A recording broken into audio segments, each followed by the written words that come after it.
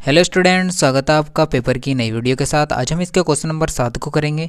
इससे पहले हमने जो है ना 4 वीडियो बना दी हैं पेपर की, यानी उसमें जो है ना हम क्वेश्चन नंबर 6 तक हमने उसमें कंप्लीट करा दिए हैं। आज हम इस 5वीं वीडियो है, इसमें हम क्वेश्चन नंबर 7 को पढ़ेंगे, यानी क्वेश्चन नंबर 7 के आंसर को पढ़ेंगे किस तरह है। तो आज हम इसके जो है ना क्वेश्चन नंबर 7 को पढ़ते हैं, यानी डेक्कन विधि द्वारा क्लोरीन के उत्पाद का वर्णन कीजिए। तो नंबर 1 जो है ना गर्म सांद्र NaOH तथा जो है इसमें दूसरी कंडीशन मांगा है ठंडे तनु NaOH के साथ क्लोरीन की अभिक्रिया का रासायनिक समीकरण दीजिए, यानी क्लोरीन के 4 उपयोग लिखिए। यानी इस तरह से हमें जो है ना क्वेश्चन नंबर 7 के क्या का आंसर क्या का क्वेश्चन दे रखा है। इसको देखते हैं हम करते किस तरह है। इसको जो है ना किस तरह हम इसको डेक्कन विधि द्वारा हम इसको करते हैं, समझते हैं। डेक्कन विधि के जो है ना चित्र के द्वारा हम इसको समझेंगे, यानी पहले जो है ना हम इसके चित्र के द्वारा हम इसको समझते हैं। ये इसका चित्र है इस तरह, यानी सबसे पहले इस विधि में NaCl सांद्र H2SO4 की क्रिया कराकर HCl गैस प्राप्त करते हैं, जिसे वायु के साथ प्रभावित करके, यानी 400 डिग्री सेल्सियस पर CuCl2 की उपस्थिति CuCl2 से क्रिया करके जो है ना हम जो है ना इसे प्राप्त करते हैं, यानी ऑक्सीजन कक्ष हम ये है ना ये विधि करते हैं। फिर इसको हम जो है ना शीतलक पाउडर में जो है ना इसे ठंडा करते हैं। फिर इसके बाद हम इसे जो है ना दहन कक्ष में ले जाने के बाद जल द्वारा से धोते हैं। जल द्वारा धोने के बाद इसकी जो है अशुद्धियाँ जो है ना बाहर निकल जाती हैं, और जो है ना हम इस वाले जो सूक्ष्म टावर में जो है ना कुकरेज जो है ना के टुकड़ों के साथ हम जो इसके साथ प्रभावित करते हैं, जिससे हमें NCl2 तथा वायु गैस प्राप्त होती है। इससे हम क्लोरीन गैस को प्राप्त कर लेते हैं। इसी तरह हम इसकी जो है ना डेफिनेशन को लिखते हैं, यानी इसकी डेफिनेशन को भी हम इसी तरह लिखते हैं, यानी इसकी डेफिनेशन इस तरह है। यानी क्वेश्चन नंबर 7 डालेंगे, क्वेश्चन नंबर 7 डालने के बाद इसके जो है ना क्या का आंसर डालेंगे। फिर इसके बाद इसकी हेडिंग डाल देंगे, यानी डेक्कन विधि करना है तो डेक्कन विधि के हम हेडिंग डाल देंगे। तो पढ़ते हैं इसकी डेक्कन विधि के किस तरह हम इसको करते हैं। यानी इस विधि में सबसे पहले NaCl पर सांद्र H2SO4 अम्ल की क्रिया कराकर HCl गैस प्राप्त करते हैं, HCl गैस प्राप्त करते हैं। फिर इसे वायु के साथ मिश्रित करके ऑक्सीकरण कक्ष में 400 डिग्री सेल्सियस पर उत्प्रेरक यानी CuCl2 पर प्रभावित करते हैं। तब प्राप्त गैसीय मिश्रण को शीतलक में ठंडा करते हैं। फिर इसे दहन स्तंभ में जल द्वारा धोते हैं, जल द्वारा इसे धोते हैं, जिससे अशुद्धियाँ जल में घुलकर बाहर निकल जाती हैं तथा HCl अम्ल में परिवर्तित हो जाता है। HCl जो है अम्ल में परिवर्तित हो जाता है। फिर इसे जो है ना फिर HCl गैस तथा गैसीय मिश्रण को कुकरेज के टुकड़े के भरे सूक्ष्म टावर में परिवर्तित करते हैं, जिससे गैसीय मिश्रण सूक्ष्म हो जाता है तथा Cl2 तथा वायु का मिश्रण प्राप्त हो जाता है। इस तरह से हम इसकी डेक्कन विधि को कर देंगे। फिर इसमें जो है ना डेक्कन विधि के अलावा हमें इस क्वेश्चन में एक चीज़ और मालूम किया था। इसमें जो मालूम किया था वो जो है इसमें पहली कंडीशन मालूम किया था, यानी गर्म सांद्र NaOH के साथ क्रिया करनी है क्लोरीन के, और जो है ना ठंडे NaOH के साथ क्लोरीन की अभिक्रिया का रासायनिक समीकरण लिखना था। फिर इसके जो है इसके बाद क्लोरीन के उपयोग लिखने हैं। इस तरह हम इसकी जो है ना क्रिया को देखते हैं, यानी क्रिया किस तरह की जाती है।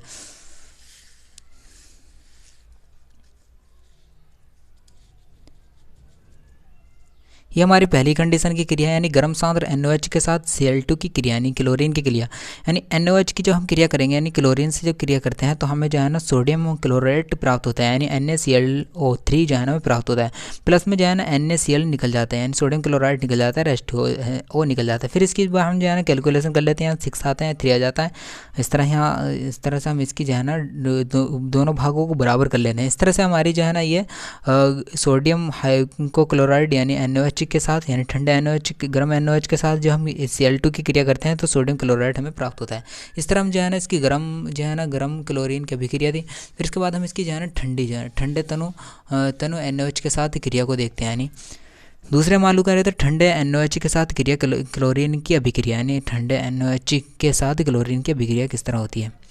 यानी NaOH की यानी तनु NaOH की जो है ना Cl2 की क्रिया करते हैं क्लोरीन की, यानी ठंडे उसमें तो NaOHCl यानी सोडियम हाइपोक्लोराइड जो है ना क्लोराइड जो हमें प्राप्त होता है। उसके बाद जो है ना सोडियम क्लोराइड निकल जाते हैं, जिससे पहली वाली समीकरण में हमारा जो है ना सोडियम क्लोराइड निकल जाता है, फिर प्लस में H2O निकल जाता है। इस तरह जो है हमारे ठंडी दोनों NaOH के साथ क्लोरीन की अभिक्रिया हो जाती है। इसके बाद हम इसके उपयोग को पढ़ते हैं, यानी इसके उपयोग क्या है, इसके उपयोग को हम देखते हैं। यानी क्लोरीन का उपयोग यानी किस किस में किया जाता है उसको हम देखते हैं। यानी फर्स्ट नंबर में देखते हैं, यानी Cl2 जो है ना Cl2 गैस और Cl2 लिक्विड इक्विल सॉल्यूशन में जो है ना ऑक्सीकरण के रूप में जो है ना इसका प्रयोग किया जाता है, यानी जल के ऑक्सीकरण के रूप में इसका प्रयोग किया जाता है। नंबर 2, इसके ब्लीचिंग पाउडर के निर्माण में भी इसका उपयोग किया जाता है। और नंबर 3 जो है ना व्यंजक के रूप में क्लोरीन का उपयोग किया जाता है।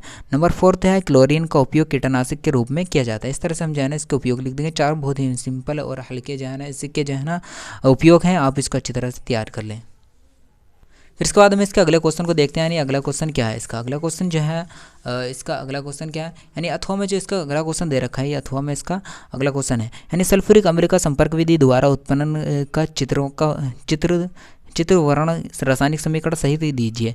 यानी सांद्र H2SO4 के अम्लीय ऑक्सीकरण गुण प्रदर्शित करने वाले एक रासायनिक समीकरण लिखिए।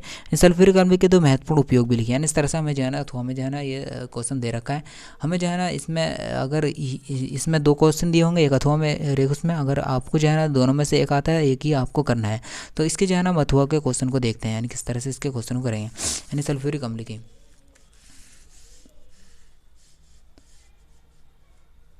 यानी सल्फ्यूरिक अम्ल की संपर्क विधि, यानी संपर्क विधि, यानी सल्फ्यूरिक अम्ल की संपर्क विधि क्या है। यानी जब 670 से 720 केल्विन पर उच्च दाब यानी 2 atm पर सल्फर डाइऑक्साइड का वायु द्वारा उत्क्रमणीय ऑक्सीकरण कराया जाता है तो SO3 सल्फर डाइऑक्साइड प्राप्त होता है, सल्फर ट्राइऑक्साइड हमें प्राप्त होता है।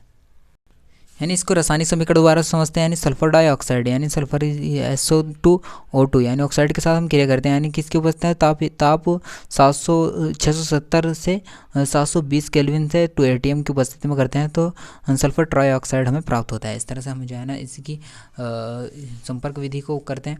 फिर इसके बाद हम जो है ना इसमें यदि V2O5 का उपयोग उत्प्रेरक के रूप में किया जाए तो अधिक मात्रा में CO3 प्राप्त होता है। प्राप्त CO3 को सांद्र सल्फ्यूरिक अम्ल में घोलने पर ओलियम H2S2O7 प्राप्त होता है, जिससे जल मिलाने पर H2SO4 प्राप्त हो जाता है। इसकी जो है ना समीकरण को, इसकी भी समीकरण को देखते हैं। यानी H2SO4 की जो है ना सल्फर ट्राइऑक्साइड के साथ क्रिया करते हैं तो ओलियम प्राप्त होते हैं, यानी H2S2O7 यानी हमें प्राप्त होता है। फिर इसकी जो है ना ओलियम के जल के साथ क्रिया करते हैं तो हमें सल्फ्यूरिक अम्ल प्राप्त हो जाते हैं, यानी H2S2O7 प्लस H2O की जब हम क्रिया करते हैं तो हमें सल्फ्यूरिक अम्ल जो है ना प्राप्त होता है, यानी H2SO4 हमें प्राप्त होता है। इस तरह जो है ना हम इसकी जो है ना संपर्क विधि को कर देंगे। फिर इसके बाद हम इसके जो है ना चित्र को समझते हैं। ये इसका चित्र है, यानी इसके चित्र है, यानी पायराइड, यानी सबसे पहले O7 है, ये O7 है। O7 की जो ऐसे क्रिया करते हैं तो SO2 हमें प्राप्त होता है, यानी पायराइड में। फिर इसके बाद हम जो है ना इसके भाप द्वारा इसको जो है ना परिवर्तन करते हैं, फिर इसको धूल के कण द्वारा ये उत्कृत हो जाता है। फिर इसको जो है ना ये कूलर है, यानी कूलर द्वारा से ठंडा करते हैं। फिर ठंडा करने के बाद इसके ऊपर जल हम बखेरते हैं। जल डालने पर इसके जो है ना धवन कक्ष में, ये धवन कक्ष है, धवन कक्ष में H2O यानी जल में हम प्रभावित करते हैं। फिर इसके बाद जो है ना H2SO4 को ऊपर से प्रभावित करते हैं और सूक्ष्म कक्ष में जो है ना H2SO4 को ऊपर से प्रभावित करते हैं, जिससे इसकी क्रिया हो जाती है। फिर इसको जो है ना हम आर्सेनिक कक्ष में लेके जाते हैं, यानी आर्सेनिक में H2SO4 यानी SO3 हमें प्राप्त हो जाता है। फिर इसके बाद हम जो है ना इसे जो है ना परिवर्तित करते हैं, यानी परिवर्तित कक्ष में हम इसे ले जाते हैं, परिवर्तित कक्ष में हम इसे परिवर्तित कर देते हैं। फिर इसके बाद जो है ना H2SO4 को ऊपर से और प्रभावित करते हैं, जिससे ओलियम हमें प्राप्त हो जाए। ओलियम प्राप्त होने के बाद जो है ना इसके जो है ना सल्फ्यूरिक अम्ल हमें प्राप्त हो जाता है। ये इसका चित्र है, इसको आप चित्र को आप पेपर में लिख देना अगर चित्र में अगर बनाने के लिए आए तो इस तरह से हम इसके चित्र को बना देंगे। फिर इससे आगे जो है ना इसने मालूम किया था, इसके चित्र के बाद इसका मालूम कहते हैं, यानी सांद्र सल्फ्यूरिक अम्ल के ऑक्सीकरण का गुण प्रदर्शन करने वाली एक समीकरण का रासायनिक समीकरण लिखिए। यानी सल्फ्यूरिक अम्ल के 2 महत्वपूर्ण उपयोग लिखिए। इस तरह से हम इसका अगली स्टेप को हम करते हैं। अगली स्टेप किस तरह करेंगे, ये जो है ना हम ऑक्सीकरण गुण की जो है ना अभिक्रिया है, यानी नेफ्थलीन से, यानी नेफ्थलीन की क्रिया हम सल्फ्यूरिक अम्ल के साथ करते हैं तो एथिलिक अम्ल हमें प्राप्त होता है, यानी H10। नेफ्थलीन का सूत्र क्या है, H10 C10 और H8 की जब हम क्रिया करते हैं, यानी सल्फ्यूरिक अम्ल H2SO4 की क्रिया करते हैं तो हमें एथिलिक अम्ल प्राप्त होता है, यानी C8 H6O4 जो है ना प्राप्त हो जाता है, प्लस में H2O निकल जाता है। ये जो है ना हम इसका ऑक्सीकरण गुण की एक जगह ना रासायनिक समीकरण थी। फिर इसके बाद हम इसके उपयोग को पढ़ते हैं, यानी इसके 2 उपयोग मालूम किए तो 2 उपयोग को लिख देते हैं। यानी पहला उपयोग क्या है, अभिकारक के रूप में इसका प्रयोग किया जाता है। अभिकारक के रूप में इसका सिंपल सी उपयोग है, यानी अभिकारक के रूप में इसका प्रयोग किया जाता है। नंबर 2, इसके निर्जलीकरण के रूप में भी इसका प्रयोग किया जाता है। इस तरह से हम इसके क्वेश्चन को कर देंगे, इसका उपयोग लिख देंगे, इसका सारे क्वेश्चन कर देंगे। फिर इसके बाद इसके जो है हम अगला क्वेश्चन देखते हैं, यानी हम जो है ना इसके ख क्वेश्चन देखते हैं, यानी 7वें का ख किस तरह का है। यानी सातवें का एक है, यानी कार्बोहाइड्रेट क्या है, कार्बोहाइड्रेट क्या होता है, इसका वर्गीकरण कीजिए तथा प्रत्येक वर्गीकरण के एक कार्बोहाइड्रेट का नाम हुआ सूत्र भी लिखिए। फ्रुक्टोज यानी ये क्रिया दे रखी है, समूह की उपस्थिति में होने वाले प्रदर्शन के लिए एक अभिक्रिया लिखिए। इस तरह से हमें क्वेश्चन नंबर 6 दे रखा है। क्वेश्चन नंबर 6 को देखते हैं किस तरह करते हैं। यानी हम जो है ना क्वेश्चन नंबर 6 इस तरह से हम इसके क्वेश्चन नंबर 6 डालेंगे इस तरह, यानी इस तरह हम क्वेश्चन नंबर 6 डालेंगे। 6 का जो है ना कार्बोहाइड्रेट का जो है हम हेडिंग डाल देंगे, कार्बोहाइड्रेट मालूम करिए क्या है। तो कार्बोहाइड्रेट होते हैं यानी ऐसे पॉलीहाइड्रेट यौगिक जिसमें एल्डिहाइड या कीटोन समूह उपस्थित होते हैं, यानी कीटोन समूह उपस्थित होते हैं, कार्बोहाइड्रेट कहलाते हैं। अथवा वे कार्बनिक यौगिक जो जल अपघटन पर पॉलीहाइड्रोक्सी कीटोन पर पॉलीहाइड्रोक्सी एल्डिहाइड देते हैं, कार्बोहाइड्रेट कहलाते हैं। इस तरह से हम जो है ना कार्बोहाइड्रेट की डेफिनेशन को लिख देंगे। फिर इसमें आगे मालूम किया था कार्बोहाइड्रेट का वर्गीकरण कीजिए, यानी कार्बोहाइड्रेट का वर्गीकरण कीजिए, यानी कार्बोहाइड्रेट का वर्गीकरण किस तरह किया जाता है, यानी यानी निम्न कार्बोहाइड्रेट का वर्गीकरण, यानी इनका वर्गीकरण निम्न प्रकार से किया जाता है। वर्गीकरण क्या है, निम्न प्रकार से किया जाता है। नंबर 1 जो है ना मोनोसेकेराइड के रूप में, यानी मोनोसेकेराइड के रूप में इसका जो है ना वर्गीकरण किया जाता है। किस तरह किया जाता है, वे शर्कराएं जिनका छोटा अणुओं में जल अपघटन नहीं होता है, यानी जल अपघटन नहीं होता, मोनोसेकेराइड कहलाते हैं। जैसे ग्लूकोज C6H12O6, फ्रुक्टोज C6H12O6 जो है ना इसमें के जो है ना उदाहरण है। फिर इसके बाद जो है ना अगला जो है, यानी अगला क्या है इसमें, अगला है डाई क्लोराइड, यानी डाइक्लोराइड के साथ वे शर्कराएं जो जल अपघटन पर होने पर मोनोसेकेराइड के 2 अणु बनाती हैं, यानी मोनोसेकेराइड के 2 अणु बनाती है, वो क्या कहलाती है, डाइसेकेराइड कहलाती हैं, डाइसेकेराइड कहलाती हैं। जैसे सुक्रोज यानी H12O11 H22, मल्टेस यानी माल्टोस यानी O12 H22 O11। फिर इसके बाद इसकी ये समीकरण है, यानी C11 यानी H22O11 प्लस H2 यानी डाइसेकेराइड से मोनोसेकेराइड बनाने की।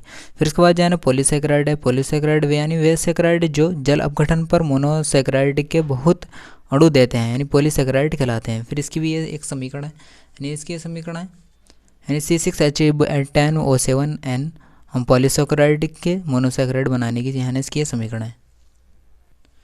इस क्वेश्चन में फिर आगे मालूम कहते हैं फ्रुक्टोज में, यानी फ्रुक्टोज में इस समूह को प्रदर्शित करने के लिए एक रासायनिक समीकरण को लिखिए, यानी इसकी रासायनिक समीकरण को लिखते हैं, यानी किस तरह है, यानी फ्रुक्टोज है, यानी इस तरह से हमारे जो ये समूह है ये कीटोज समूह कहलाता है, यानी इस तरह से हमारे जो है ये इस तरह का ये हमारा कीटोज समूह है, इस तरह है जो ये समूह है, इसी ये समूह है। तो इस तरह से हम इसके जो है ना कीटोज समूह को जो है ना फ्रुक्टोज की जो है ना HCN की जब हम इससे क्रिया करते हैं, यानी इस तरह से हमारे सूत्र है फ्रुक्टोज का, HCN की क्रिया जब करते हैं तो ये जो है ना समूह टूट जाता है, टूट के जो है ना ये H जो है ना O के साथ जुड़ जाता है, यानी OH हो जाता है, और CN जो है ना इस H के साथ जुड़ जाता है, यानी इस H के साथ जुड़ जाता है। तो इस तरह से हमारा जो है ना ये एक समीकरण बन जाती है। फिर इसके बाद हम इसके जो है ना अथवा का जो क्वेश्चन है उसको देखते हैं, यानी अथवा का क्वेश्चन क्या था, यानी ये हमें अथवा में क्वेश्चन दे रखा है, यानी विटामिन क्या है, विटामिन क्या है, vitamin A B C D E के मुख्य स्रोत तथा उसकी कमी से होने वाले विभिन्न रोगों को लिखिए। यानी इस तरह से हमें जो है ना क्वेश्चन दे रखा है, हम इसके जो है ना क्वेश्चन को विटामिन क्या है इसको पढ़ते हैं।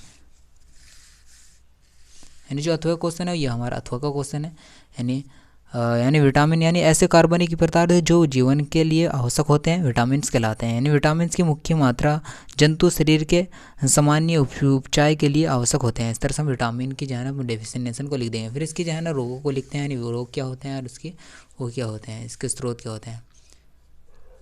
तो विटामिन ए का क्या होता है, यानी मछली, विटामिन ए यानी ये विटामिन है, ये स्रोत है, ये कमी से होने वाले प्रभाव हैं। यानी विटामिन ए है, यानी विटामिन ए से जो है ना मछली, इसके क्या स्रोत हैं, यानी मछली, फल, मटर, गाजर आदि, यानी इससे कमी से होने वाले रोग क्या, रतौंधी।